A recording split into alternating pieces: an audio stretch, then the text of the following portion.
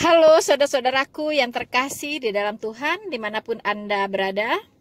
Bertemu kembali dengan saya Rina Solihin dalam channel Rina Menjawab. Teman-teman, bagaimana kabar Anda? Tentunya semua dalam keadaan sehat ya. Sehat, selalu sukacita, penuh damai sejahtera tentunya. Di dalam Tuhan kita, Yesus Kristus.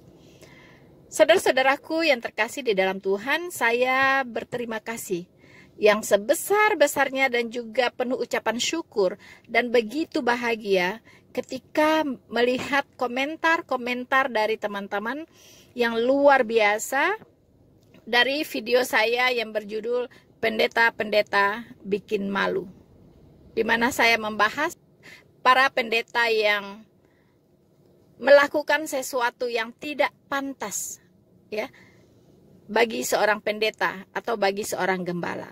Dan juga saya sudah membahas 12 persyaratan yang ditetapkan oleh Alkitab yang wajib dimiliki oleh seorang gembala.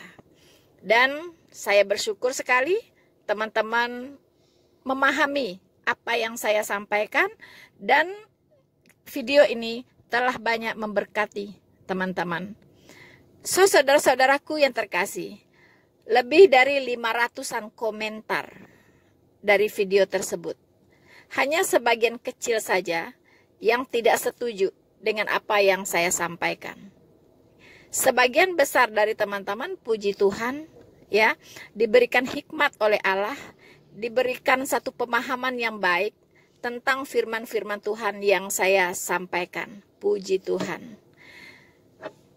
Tapi teman-teman, saya sudah mengatakan bahwa saya membaca setiap komentar yang teman-teman berikan di video-video saya.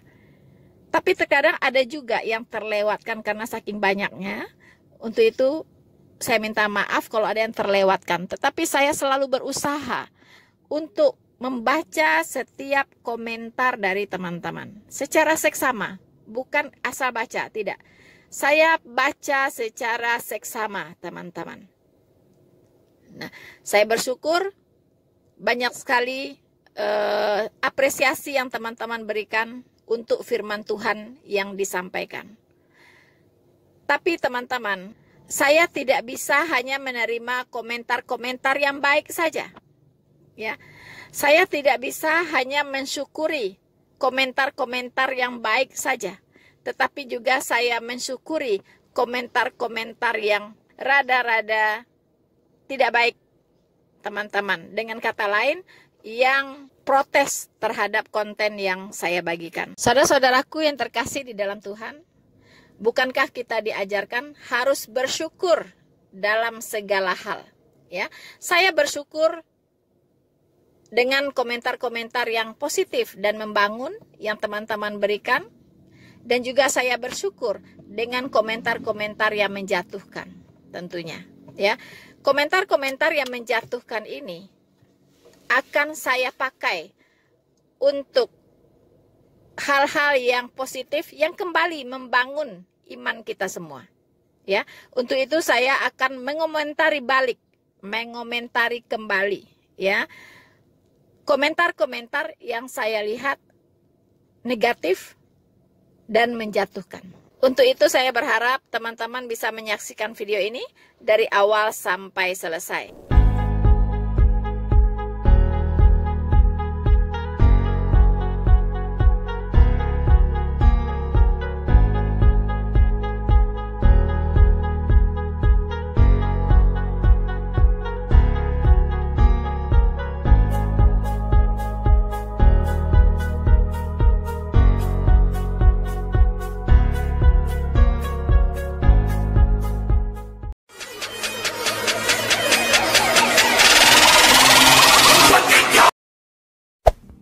There. Subscribe to my channel. And also press this bell icon. Untuk itu saya berharap teman-teman bisa menyaksikan video ini dari awal sampai selesai, agar tidak gagal paham. Bagi teman-teman yang belum subscribe, subscribe dulu. Jangan lupa teman-teman di like, di komen, dan di share. Ya, karena dukungan dari teman-teman sangat perlu untuk channel ini Ya, bukan karena saya berharap banyak dapat dolar, bukan teman-teman. Supaya pihak YouTube bisa merekomendasikan video ini seluas-luasnya. Kalau YouTube merekomendasikan video ini seluas-luasnya, artinya banyak orang yang akan mendengarkan kebenaran yang saya sampaikan dan banyak orang yang terberkati. Terutama mereka yang masih lemah iman tentu akan dikuatkan. Mereka yang mencari dan mengejar kebenaran tentu akan menemukan kebenaran itu. Dan mereka yang belum bertobat tentunya akan bertobat, teman-teman. Dan mereka yang belum diselamatkan setelah mendengar kebenaran firman Tuhan, mereka akan diselamatkan jika mereka meresponnya dengan baik. So, teman-teman, sekali lagi saya meminta teman-teman untuk mendukung channel Noverina Solihin dengan cara like, subscribe, dan share. Bukan untuk dolar, teman-teman ya. Bukan untuk dolar ya. Tapi supaya YouTube merekomendasikan video-video penginjilan saya seluas-luasnya. Sehingga kebenaran bisa didengarkan ke seluruh dunia. Halo teman-teman, untuk komentar pertama, saya akan mengomentari yaitu dari saudara R. Titale. Semoga Anda mendengarkan ya video ini. Saudara ini berkomentar, janganlah kita menghakimi, Bu. Biarkan Tuhan yang menghakimi. Karena penghakiman adalah hak Tuhan. Kita cuma manusia biasa, Bu. Jangan sampai kita dihakimi. Wow, ya. Terima kasih untuk saudaraku R. Titale. Ya. Saudaraku yang terkasih, hati-hati dengan penggunaan kata jangan menghakimi. Saya sudah membahas ini dalam satu video khusus. Saya harus katakan, banyak orang Kristen menggunakan kata ini untuk melakukan pembiaran atas kesalahan seseorang. Ya. Itu adalah konsekuensi logisnya, teman-teman. Ya, kalau kita latah menggunakan kata jangan menghakimi, kalau seseorang harus mengingatkan kesalahan orang lain demi kebaikan, demi keselamatan orang itu sendiri, maka mereka akan dihakimi dengan menggunakan kata jangan menghakimi. Orang yang mengucapkan kata jangan menghakimi ini secara tidak langsung sudah menghakimi orang yang menasehati atau orang yang menegur ini, teman-teman. Ya. Nah, jadi hati-hati dengan kata jangan menghakimi. Padahal di banyak ayat firman Tuhan itu memerintahkan kita untuk menelanjangi perbuatan-perbuatan kejahatan, menelanjangi perbuatan-perbuatan kegelapan, menegur dan menasehati orang-orang yang hidupnya tidak tertib atau sembarangan, yang melanggar hukum negara maupun yang melanggar hukum Allah. Kita harus menasehati mereka. Kita diperintahkan untuk menasehati mereka, bahkan menegur mereka, tapi dengan penuh kesabaran, dengan penuh pengajaran. Tentunya berdasarkan firman Tuhan. Bahkan teman-teman, kita diperintahkan untuk menegur dengan keras. Tuhan tidak melarang kita untuk menghakimi orang lain, tetapi Tuhan berkata, jika engkau ingin menghakimi, hakimilah dengan adil. Apa artinya adil? Adil itu artinya berdasarkan fakta, ya, bukan berdasarkan hoax, dan tidak berdasarkan pengajaran atau firman Tuhan. Itu yang tidak boleh, teman-teman.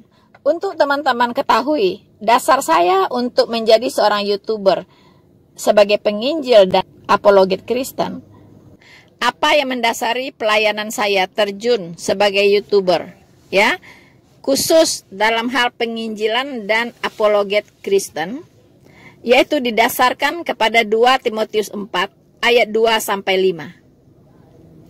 Inilah yang mendasari saya membuat channel YouTube dan melayani sebagai penginjil dan apologet Kristen.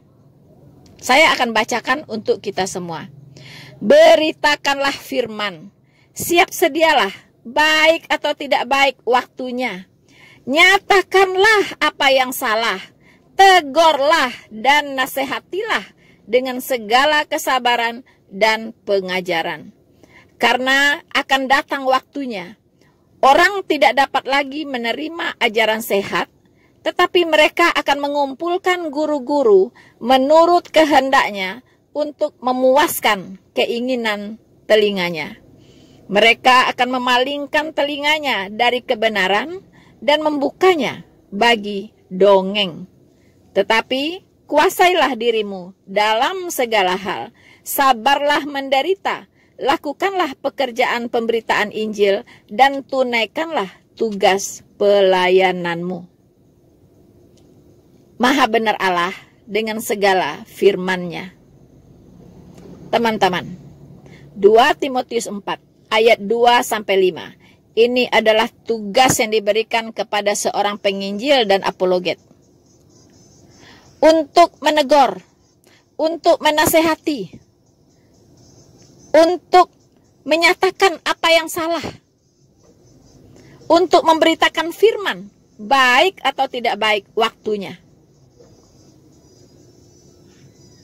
Karena banyak orang tidak dapat lagi, teman-teman, menerima ajaran sehat. Tetapi mereka mengumpulkan guru-guru. Guru-guru di sini adalah guru-guru palsu. Ya. Mereka akan membuka telinganya bagi guru-guru palsu ini untuk memuaskan dirinya, teman-teman. Mereka hanya mencari guru-guru yang bisa menyenangkan telinganya. Ya, mereka tidak suka dengan guru-guru yang menegur mereka. Mereka tidak suka dengan guru-guru yang menasehati mereka, menyatakan kesalahan mereka. Mereka tidak suka. Akhirnya, guru-guru palsu ini hanya mengotbahkan apa-apa yang menyenangkan telinga jemaatnya, teman-teman. Ya, tidak berani menegur walaupun melakukan kesalahan. Saudara-saudaraku yang terkasih di dalam Tuhan,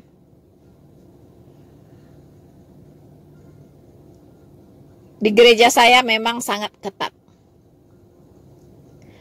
Jika seseorang ketahuan melanggar hukum, jika seseorang ketahuan berbuat dosa, itu akan dipanggil oleh gembalanya. Akan dipanggil 4 mata. Ditanya apa yang sudah dia perbuat. Kalau dia tidak mengaku, maka akan dipanggil 2-3 orang sebagai saksi dan dihadapkan ke depan jemaat. Jika tidak mengaku juga, dikeluarkan dari jemaat, teman-teman. Kalau seorang gembala begitu tegas kepada jemaatnya, Anda bisa berpikir, apakah gembalanya akan berbuat sesuatu yang melanggar hukum atau berbuat dosa? Karena orang-orang yang berdosa itu tidak punya keberanian untuk menegur orang-orang yang berdosa, teman-teman. Hati nuraninya tidak mampu menegur orang-orang yang berbuat dosa. Karena dia sendiri berdosa. Jadi saudara-saudaraku yang terkasih di dalam Tuhan,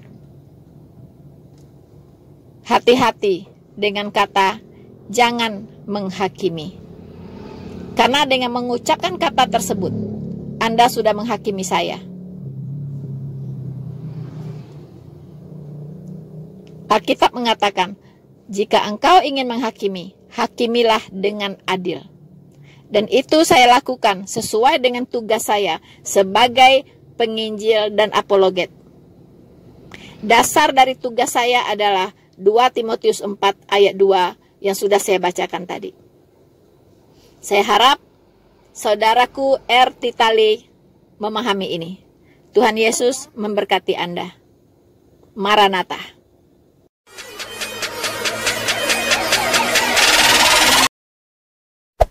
Hey there.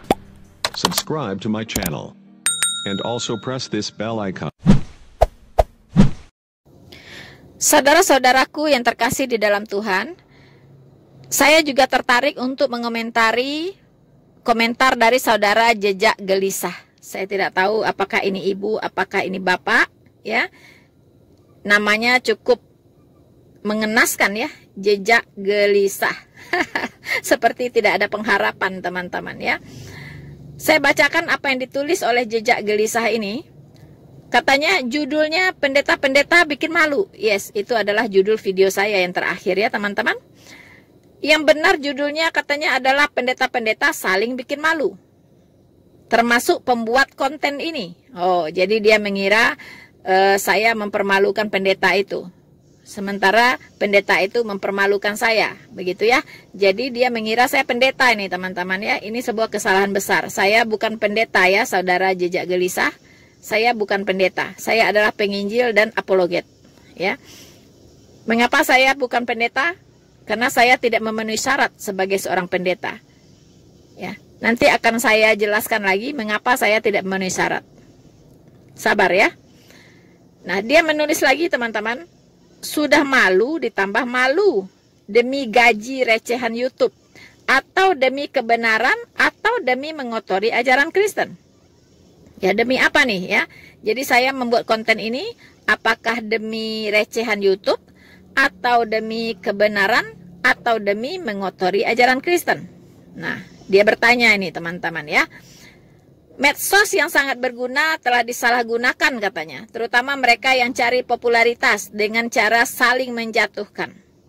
Kalian semua yang terlibat adalah orang-orang berhati kotor, otak jahat, dan munafik. Coba ajarkan kebenaran tanpa menghina mereka yang memang sudah hina dan sangat memalukan. Dengan semangat tinggi dan bibir membara, berapi-api, tapi sedang ditunggangi iblis. Katanya saya sedang ditunggangin iblis, teman-teman.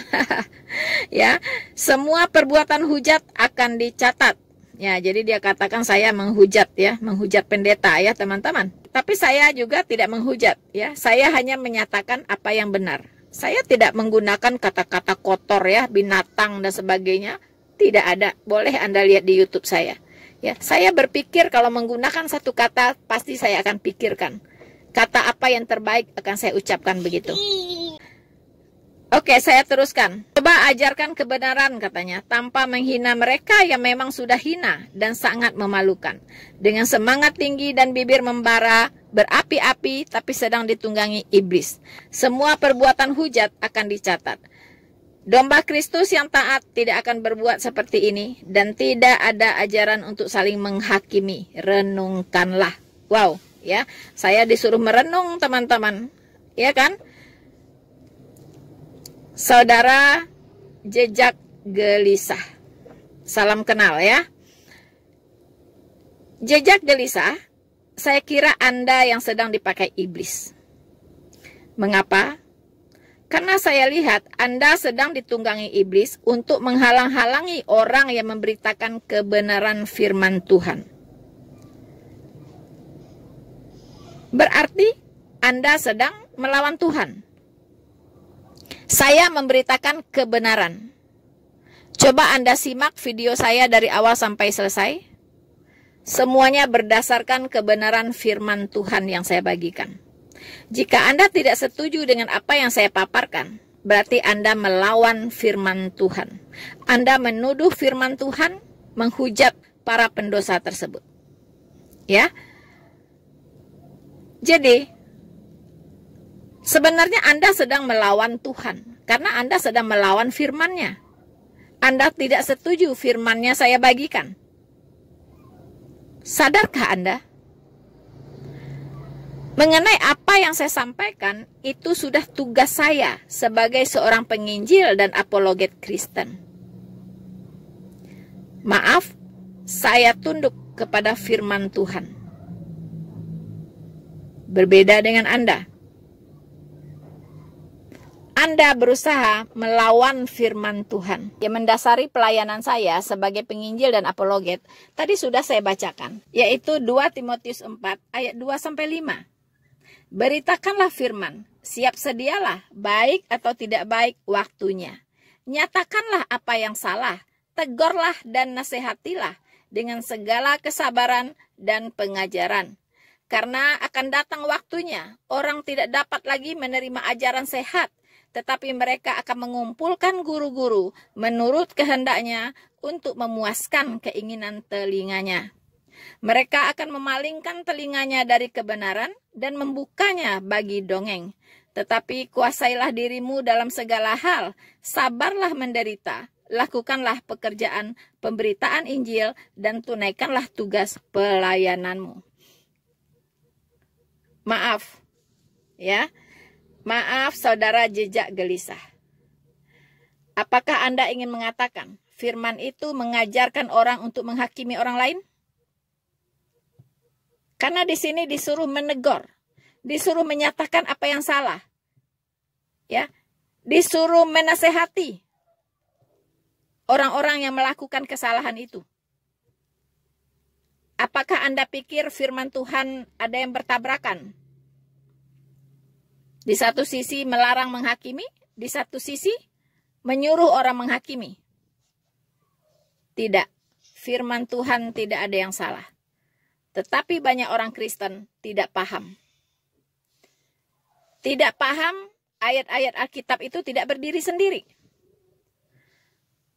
Semua ayat-ayat Alkitab, ya, itu harus dilihat dalam konteks secara keseluruhan. Bukan per perikop saja, tetapi dari Kejadian sampai Wahyu. Firman Tuhan tidak ada yang bertentangan. Jadi Anda harus pahami banyak hal tentang kebenaran firman Tuhan yang ada di Alkitab. Jika hanya Anda tahu jangan menghakimi, maka Anda akan marah kepada saya ketika saya menegur, ketika saya menasehati, ketika saya menyatakan kesalahan orang lain. Berdasarkan kebenaran firman Tuhan. Karena Anda tidak paham. Anda cuma tahu satu kata saja, jangan menghakimi. Ya. Ini dari semua komentar-komentar yang saya baca, yang tidak setuju dengan video saya. Itu selalu pakai kata jangan menghakimi. Wow. Ya. Jangan menghakimi. Teman-teman. Saya akan mengambil 2 komentar ini saja. Masih ada beberapa orang lagi, ya, kira-kira sama lah, ya, dia tidak suka saya menyatakan kesalahan, dia tidak suka saya menasehati, dia tidak suka saya menegur orang-orang Kristen yang sudah jatuh ke dalam pelanggaran-pelanggaran firman Tuhan. Teman-teman, sekali lagi saya katakan, Alkitab mengajarkan kalau ada perbuatan-perbuatan kegelapan, itu harus kita telanjangi, teman-teman. Lalu Anda akan berkata lagi kepada saya, jangan menghakimi. Sementara firman Tuhan memerintahkan saya, memerintahkan kita semua sebenarnya, semua orang-orang percaya, supaya menelanjangi perbuatan-perbuatan kegelapan, bukan menyimpannya, ya, bukan menutupinya. Ada saudara kita yang berbuat dosa, kita tutupi. Kita bukan diajarkan seperti itu. Ada orang asal seiman harus dibela walaupun itu salah, tapi itu bukan kita banget gitu loh, ya.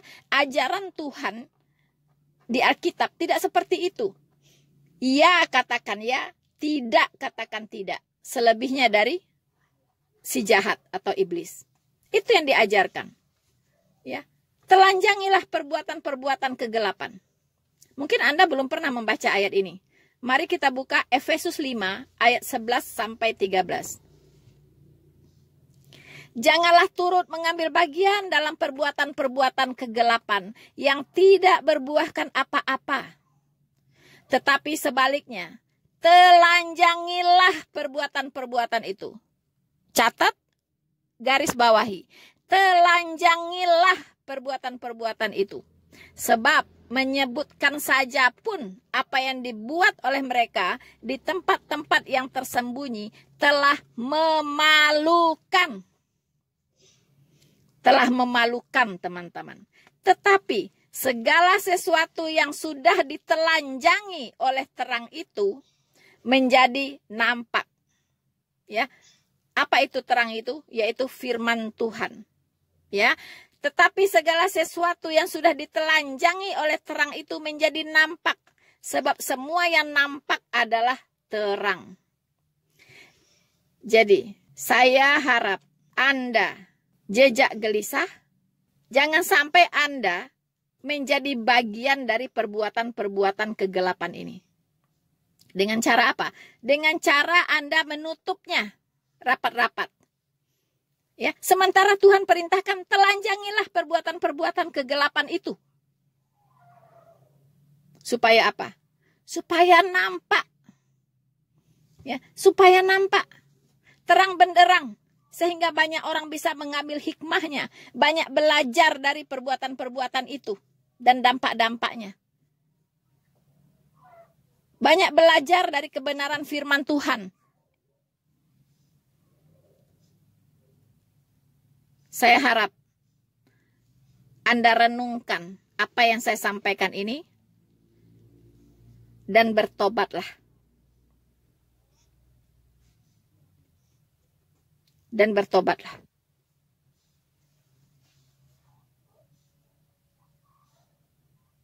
Sekian dari saya untuk Anda, saudaraku jejak gelisah.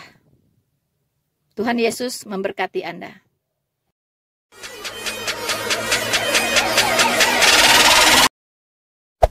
Hey there. Subscribe to my channel.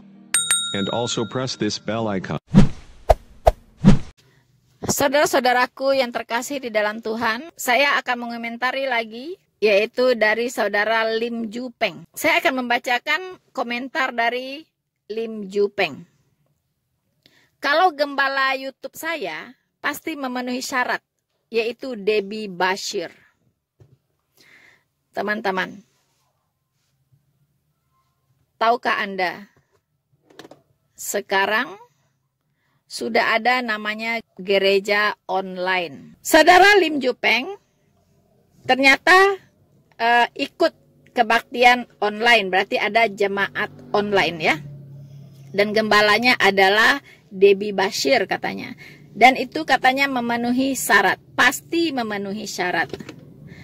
Maaf saudaraku Lim Ju Peng. Saya harus katakan, tanpa ingin merendahkan Ibu Debbie Bashir, saya tahu ya, beliau adalah pendeta yang cukup besar juga ya. Dan tanpa merendahkan beliau ini, saya ingin mengatakan bahwa Debbie Bashir itu tidak memenuhi syarat sebagai gembala. Ya. Tidak memenuhi syarat sebagai gembala Pak Lim atau Ibu Lim. Ya, tidak memenuhi syarat sebagai gembala. Mengapa? Maaf. Karena seorang pendeta atau gembala dikatakan ya, haruslah suami dari satu istri. Dan dia harus merupakan kepala keluarga yang baik. Kalau suami dari satu istri dan kepala keluarga yang baik, itu dipastikan dia adalah seorang pria, bukan wanita. Bapak Lim Ju Peng, mengapa tidak boleh? Karena memang begitulah aturan dalam jemaat yang digariskan oleh Alkitab. Dan kita harus taat. Ya, bahwa persyaratan seorang gembala itu haruslah seorang pria, suami dari satu istri, bukan istri dari satu suami. Jangan dibalik, ya. Jadi jangan sampai gembala perempuan itu mengajarkan firman sambil melanggar firman. Tetapi seorang wanita tidak dilarang untuk menjadi seorang penginjil atau seorang apologet. Ya. Karena ini yang digarisbawahi ini adalah gembala ya, Dan yang persyaratan-persyaratan itu dibuat oleh Alkitab, oleh firman Tuhan sebagai persyaratan, ya, seorang gembala di dalam jemaat. Mungkin untuk lebih jelasnya saya akan membacakan bagaimana sih sikap seorang perempuan di dalam ibadah berjamaat. Ini kita bisa baca di 1 Timotius 2. Saya khususkan untuk perempuan. Seperti apa sih yang diinginkan oleh Tuhan, kedudukan seorang perempuan dan sikap seorang perempuan di dalam berjemaat. Bukan di luar jemaat ya teman-teman. Konteksnya adalah di dalam berjemaat. 1 Timotius 2 ayat 11. Di sini dikatakan, seharusnya lah perempuan berdiam diri dan menerima ajaran dengan patuh. Ya, jadi perempuan di dalam pertemuan jemaat harus berdiam diri dan menerima ajaran dengan patuh. Menerima loh teman-teman, menerima ajaran, bukan mengajar ya, bukan mengajar. Bukan berdiri di atas mimbar lalu mengajar jemaat pada pertemuan jemaat, bukan. Tetapi dia duduk, ya, berdiam diri, lalu dia harus menerima pengajaran dengan patuh. Menerima pengajaran, ya, berarti dia bukan yang berkhotbah teman-teman. Ya, ayat 12. Aku tidak mengizinkan perempuan mengajar. Wow, tegas sekali ya. Aku tidak mengizinkan perempuan mengajar dan juga tidak mengizinkannya memerintah laki-laki. Hendaklah ia berdiam diri. Teman-teman, sekiranya saya perempuan, saya adalah seorang gembala, kemudian saya berkhotbah dalam pertemuan jemaat, kemudian suami saya duduk di depan sebagai jemaatnya, lalu saya berkhotbah berapi-api, menasehati jemaat, termasuk saya menasehati suami saya. Ya kan? Saya memerintahkan suami saya harus begini, harus begini. Ini yang dimaksudkan teman-teman. Ya. Ayat 13. Karena Adam yang pertama dijadikan, kemudian barulah Hawa. So, jadi jelas sekali, ya. Firman Tuhan melarang perempuan, ya, tidak mengizinkan perempuan untuk mengajar di dalam pertemuan jemaat. Dia harus berdiam diri, duduk ya, dan menerima ajaran dengan patuh. Jadi perempuan di dalam pertemuan jemaat hanya boleh sebagai jemaat, tidak boleh sebagai gembala atau pendeta. So teman-teman, lalu bagaimana? Ya, kan sudah ditentukan, sudah digariskan persyaratan seorang gembala. Kita sudah bahas di video saya yang dulu, yang sebelumnya, bahwa di 1 Timotius 3 ayat 2. Saya ulangin kembali. Karena itu penilik jemaat haruslah seorang yang tak bercacat, suami dari satu istri, dapat menahan diri, bijaksana, sopan, suka memberi tumpangan, dan cakap mengajar orang. Teman-teman, itulah penilik jemaat. Suami dari satu istri. Ini, maaf, saya hanya menyampaikan kebenaran. Tugas saya hanya menyampaikan kebenaran firman Tuhan. Dan terserah kepada teman-teman, apakah teman-teman mau tunduk kepada firman Tuhan atau mendirikan kebenaran sendiri. Inilah salah satunya. Di setiap teman-teman berkata, terima kasih Ibu Pendeta Noverina. Saya selalu mengoreksi itu. Maaf Ibu, maaf Bapak, saya bukan pendeta. Saya bukan pendeta, saya hanya seorang penginjil dan apologet. Inilah alasannya mengapa saya tidak jadi pendeta teman-teman. Karena tidak diizinkan oleh Tuhan. Hello. Kalau diizinkan teman-teman, why not? Ya, why not? Itu toh pelayanan yang sangat indah, pekerjaan yang sangat indah di mata Tuhan sebagai seorang gembala. Itulah pekerjaan yang indah di mata Tuhan. Kalau Kalau saya diizinkan menjadi gembala, seorang perempuan, why not? I do it, teman-teman. Ya, tetapi karena saya patuh kepada firman Tuhan, no, cukup saya menjadi seorang penginjil dan seorang apologet. Di dalam jemaat, saya akan duduk dengan tenang, saya akan duduk mendengarkan pengajaran dengan patuh. Ya, itu di dalam jemaat, di dalam kebaktian, teman-teman. Tetapi di YouTube, saya sebagai seorang penginjil dan apologet, saya bisa berkhotbah, teman-teman, ya. Saya bisa menginjil, saya bisa membicarakan firman Tuhan, saya bisa menegur, saya bisa menasehati, saya bisa menyatakan apa yang salah berdasarkan kebenaran firman Tuhan. Tujuan saya hanya satu, supaya banyak orang mengenal kebenaran dan diselamatkan. Saudara-saudaraku yang terkasih di dalam Tuhan, saya kira itu dulu yang bisa saya sampaikan dalam video kali ini. Semoga bermanfaat. Tuhan Yesus memberkati kita semua. Maranatha.